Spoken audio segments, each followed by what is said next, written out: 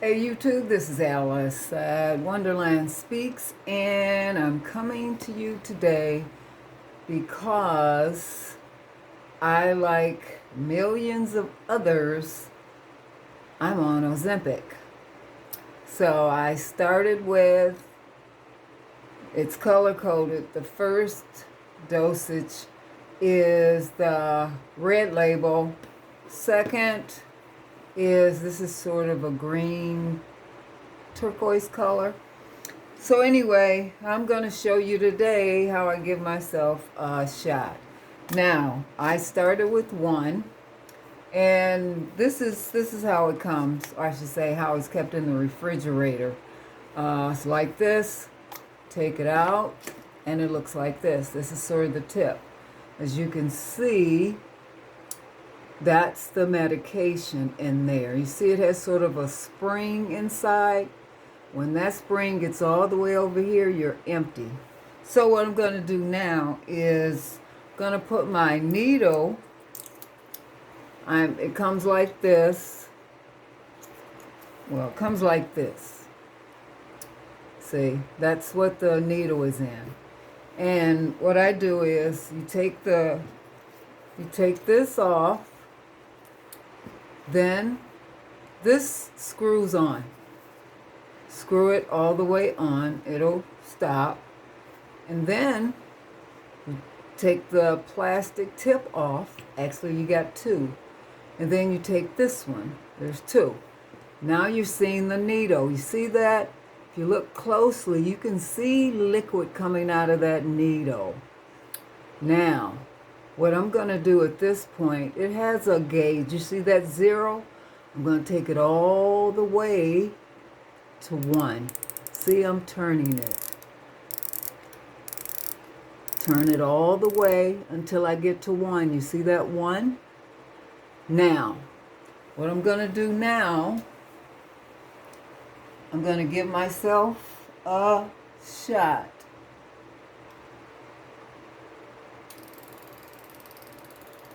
I hope you can hear that. It's making sort of a clicking noise, and when it stops, you're done. So, that's how I give myself a shot. Now, that's 1 milligram. But now, I, like so many others, I did the red one, and then I went to the green, because the green is a higher dosage. Well, I'm on the higher dosage, 1 milligram, but I went up to 2 milligrams. And then my insurance wouldn't cover more than 1. Meanwhile, I still had a couple doses of the 0.25 milligrams. It actually goes up to 0.75. So what I did was I decided I wanted to go up to 0.5. So you've seen me do the 1 milligram. And now what I'm going to do now, I'm going to attach my needle just like I did with the first one. But I'm going to give myself another dose. Same thing, going to take the tip off. Both tips, you got two. Now the needle is exposed. You should see there, you see a liquid coming out. And I'm going to go up to, hear that clicking? I'm going to go up to maybe 0.35. And I'm going to give myself another dose. I hope you can see this.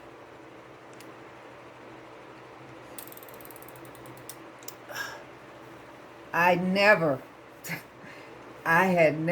ever used a needle before this. Ever. So this is certainly a new experience for me. So what you do at that point is take and put your needle, well, not needle, your dispenser, which is a EpiPen, with your needles, put everything back in the box like this. See that? It comes like this. This is the green one. Put everything back in here. And then I keep it in the refrigerator, which is where it's supposed to go. And I want to say that this is very exciting for me, because what I'm doing right now is I'm throwing away all these needles and tips, throwing them in the garbage. I'm going to put this back in my refrigerator.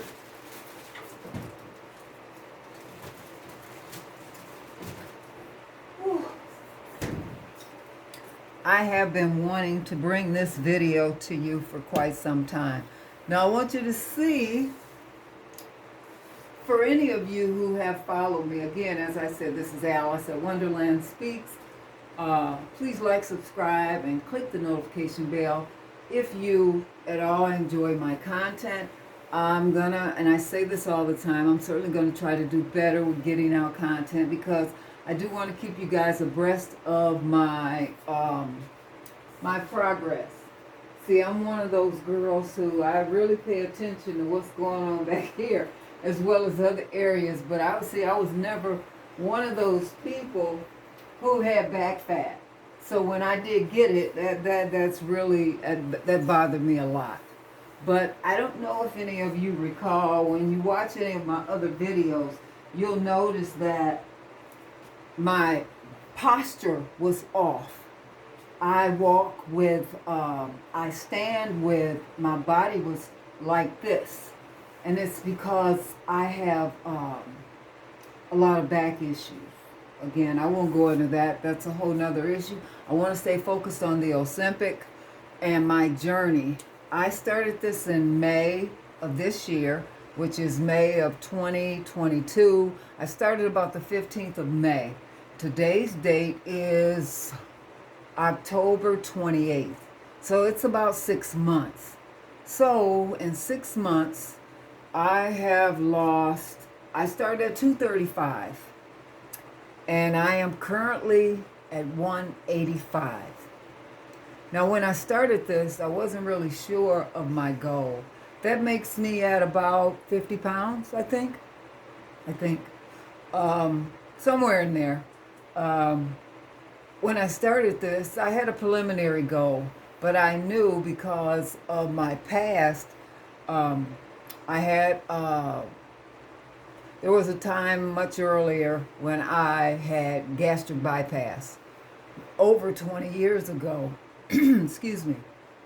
At the time when I had gastric bypass, I was about 310 when I had the surgery. And again, gastric bypass was a different arena then.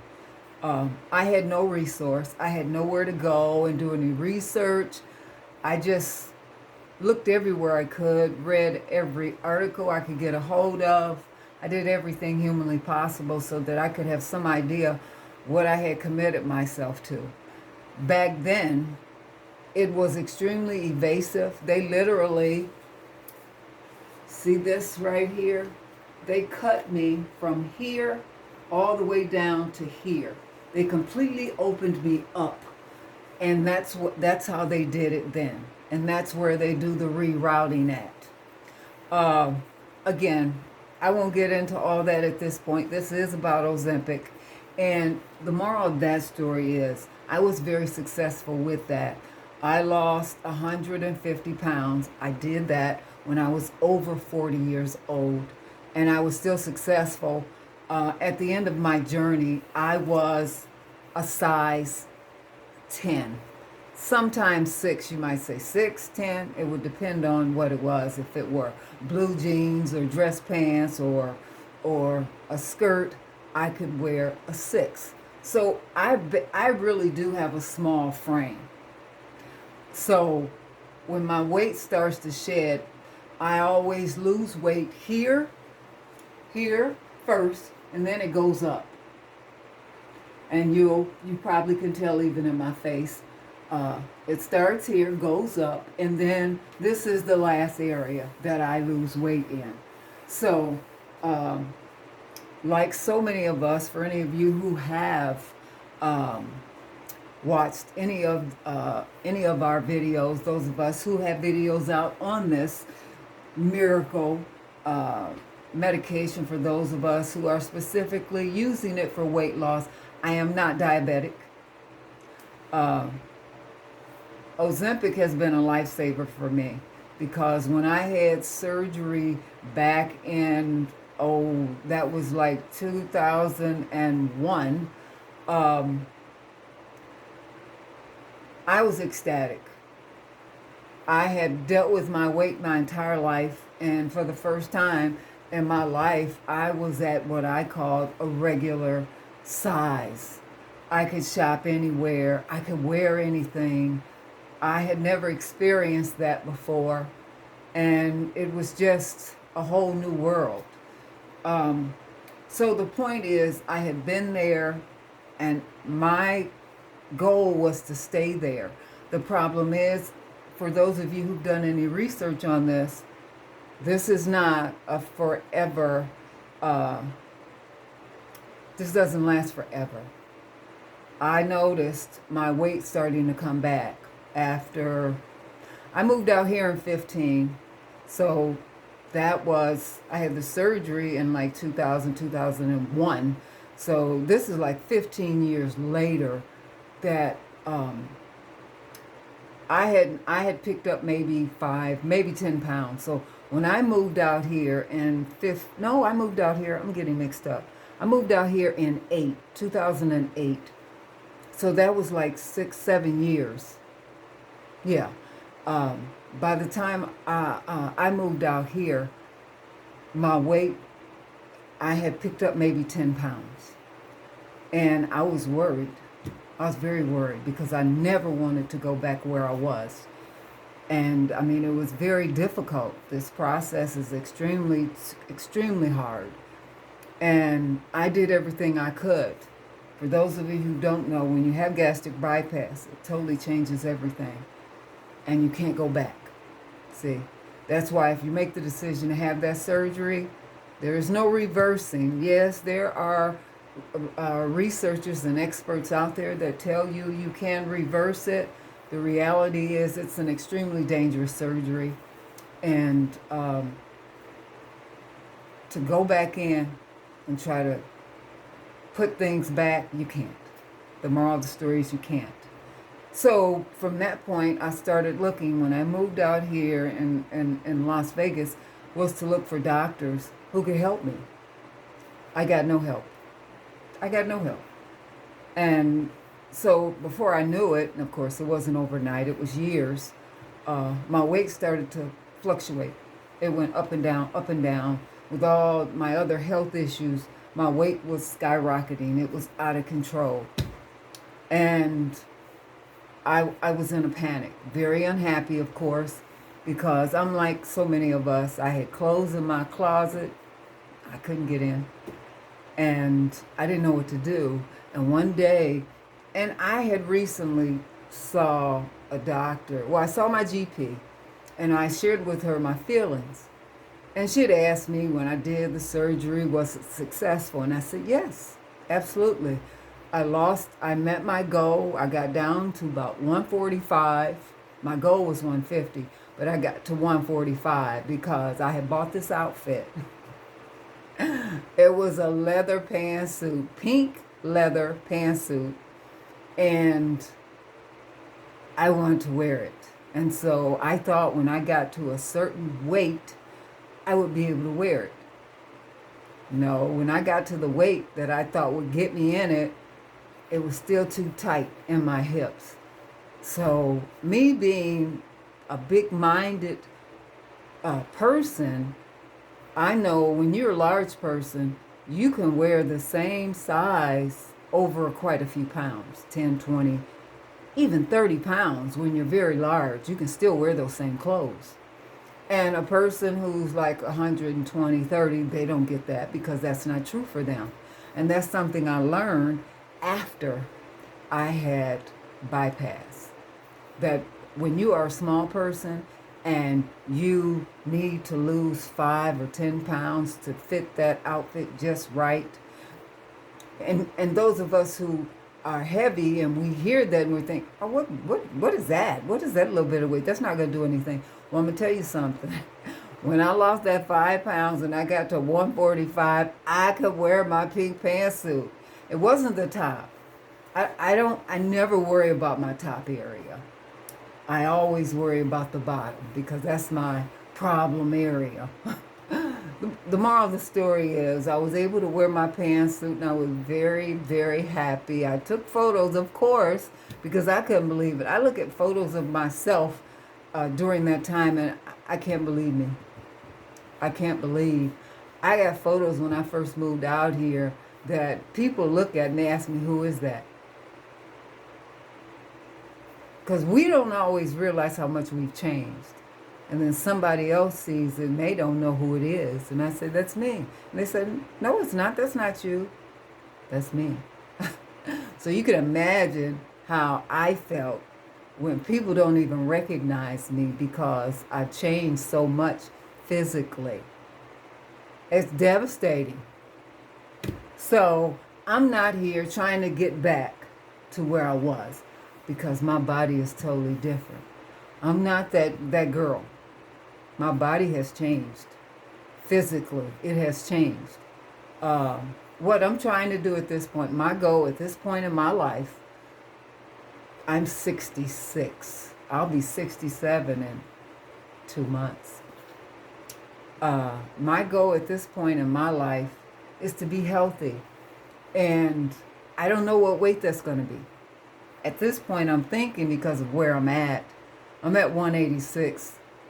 I still feel like I'm at 235. Because, see, that's the thing about this up here. When you are a large person and you look in the mirror, that's what you still see that. You still see that. Even though you put on clothes and the clothes fit, you don't believe it. Even though you see it, I still feel like I'm that same person. I still feel it. So I'm thinking maybe another, I don't know, maybe 30 pounds. But see, when I get there, which will put me at about, I don't know, maybe 150, 155, I may get there and feel like, oh no, I don't, that's not good. I don't know. At this point, I'm saying another 30 pounds. Now I'm going to tell you something. Before this started, I thought there was no hope for me because I had sought out all the experts. I will say this.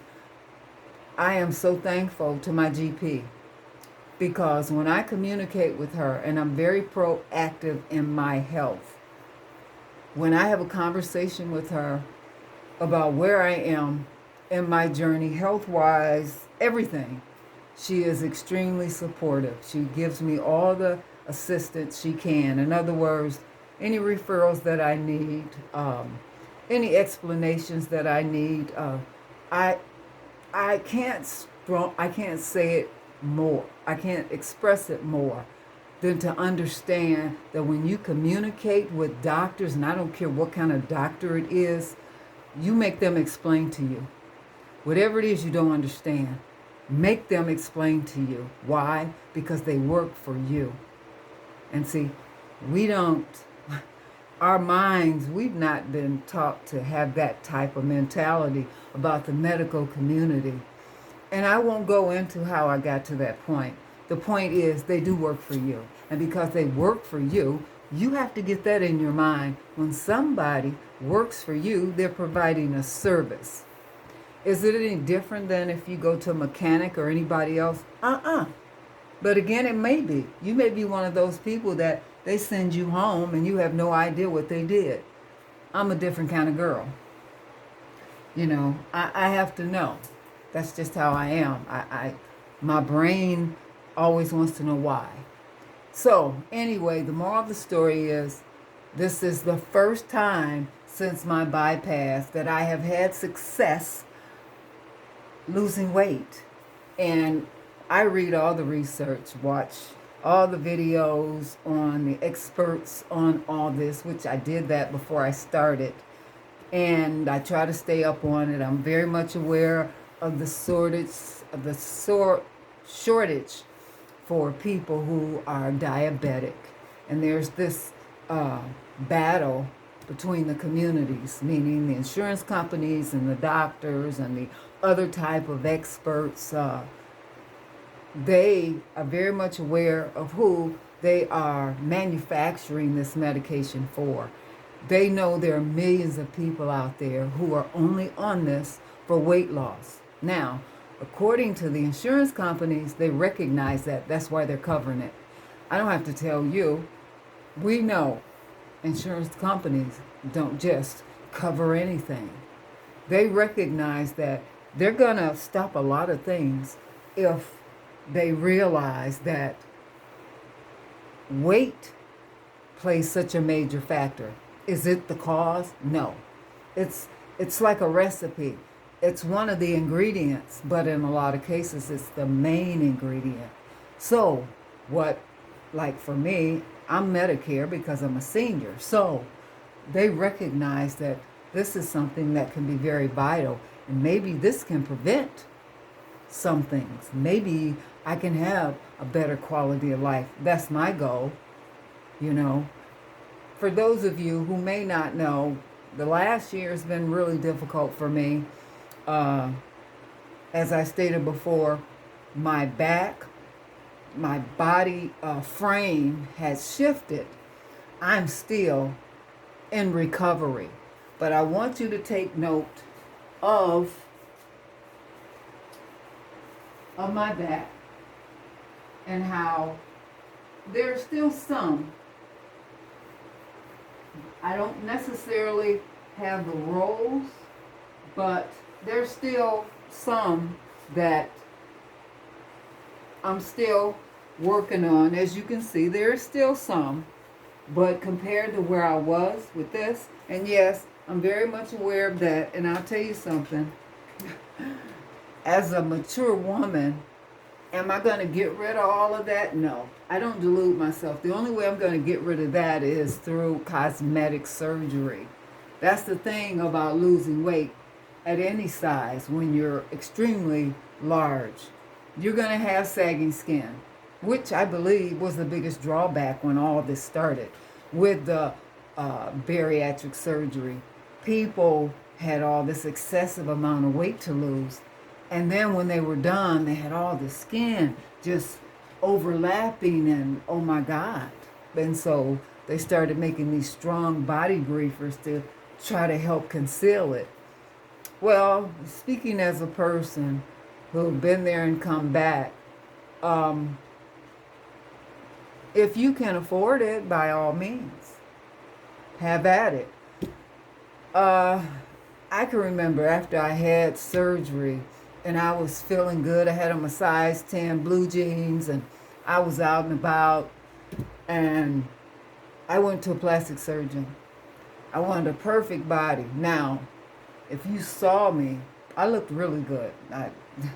I looked really good in my pants. I looked good, you know. I wore my top. I was small up here. Of course, I have a small waist. My waist right now is a 30. And my waist is I've never had a really wide waist. Never. But right now, at 186 pounds, my waist is a size 30. Usually, I won't lose too much more around here. Maybe I usually will get down to maybe 4 more inches. So maybe about 26. Down here has always been, will always be. This is where I carry the biggest portion of my weight. So I'm looking forward to getting wherever that 30 pounds goes. I hope most of it's here, and of course some more up here. But you know, like I said, 30, 35, I don't know. At this point, I don't have a goal. I'm ecstatic to have achieved this goal. I wanted to share with you my progress and to give you an idea of what I've been doing. This is some of what I've been doing.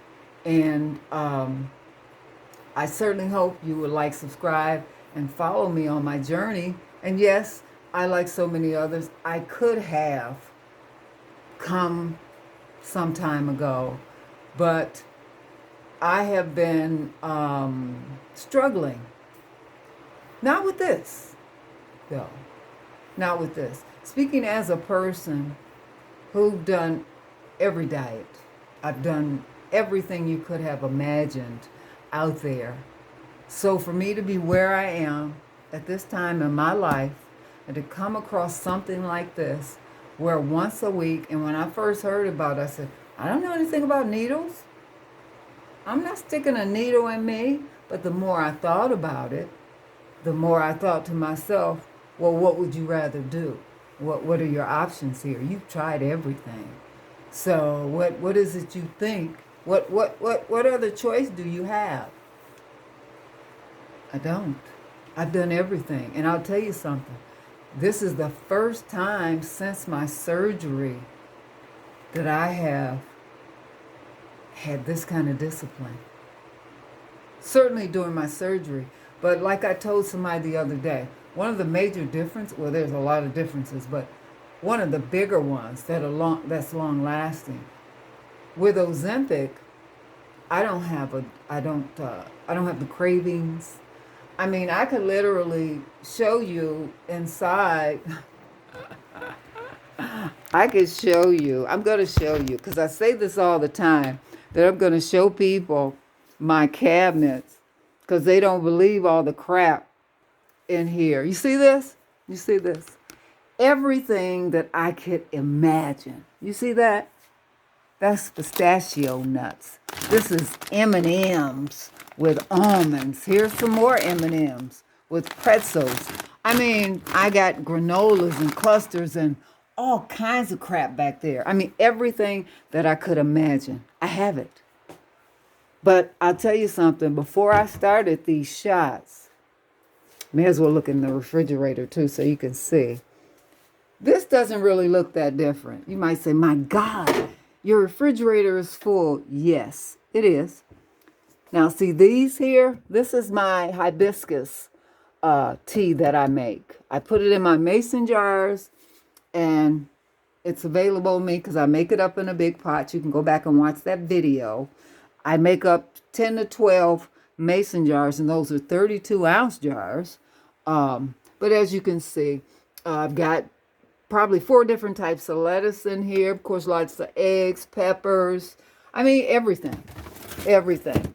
You know, when I make videos and I tell people, oh, it was just something I had, I said, I know people don't believe me. They do not believe I have all this crap in here, but I do. See, those are lemons. I got limes in here. Apples. There's oranges in here. I mean, I kid you not. Everything that I could possibly imagine.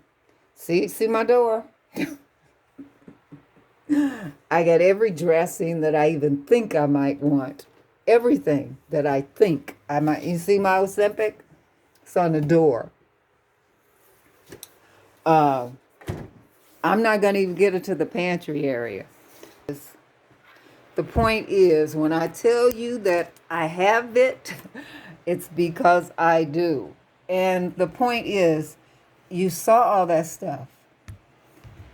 And you saw all that stuff. And I said all that to say, before I started these shots, I would open that cabinet and I would pull something out. And I'd go in on the couch and I would sit there and snack on it. But now, I go there and I open up the cabinet and I close it because I don't want anything in there. And that's the difference. I don't feel deprived. I eat now because I got every fruit you can imagine. I got strawberries, blueberries, 2 types of grapes, pineapple, mango. I mean, everything. I always keep stuff ready. I always wash my stuff when I bring it in here. Apples, doesn't matter what it is. I wash it. So when I go in there, I always keep something in a container, some grapes, and I can nibble on them. I will say one of the side effects is when I eat something I'm not supposed to, and that's different for everyone, but for me, um, like I tried to eat some spaghetti, and I had put the cheese on, like three types of cheese on it, and it made me physically ill. And that was from one bite, two bites.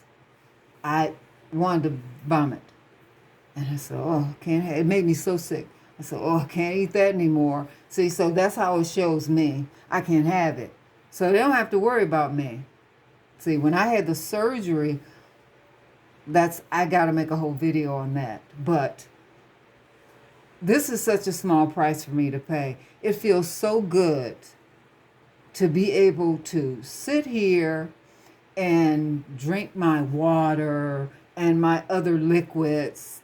In the course of a day, I'll have my hibiscus tea, I'll have water, I'll have coffee, I'll have a diet. I like the A&W, what is it, 0 calories? I like that.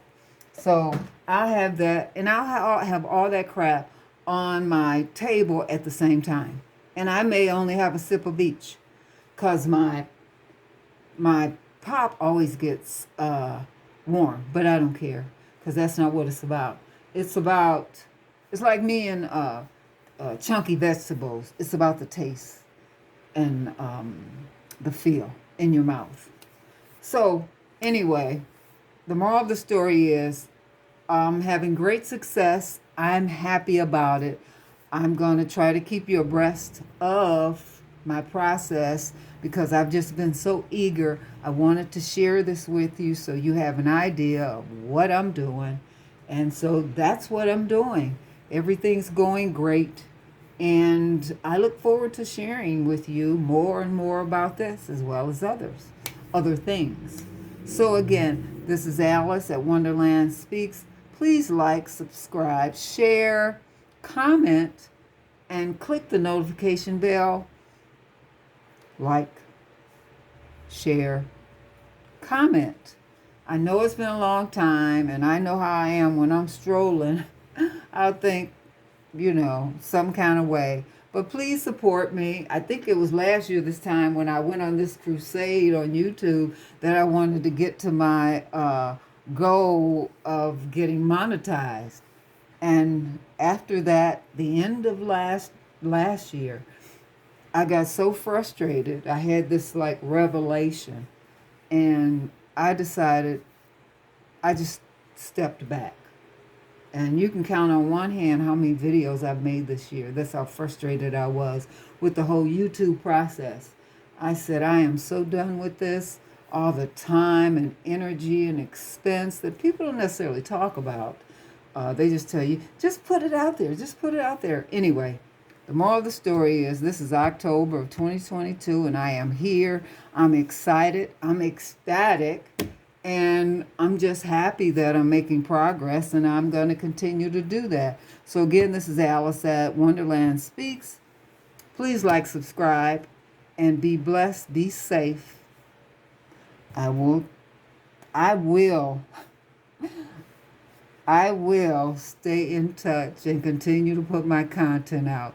Please be blessed.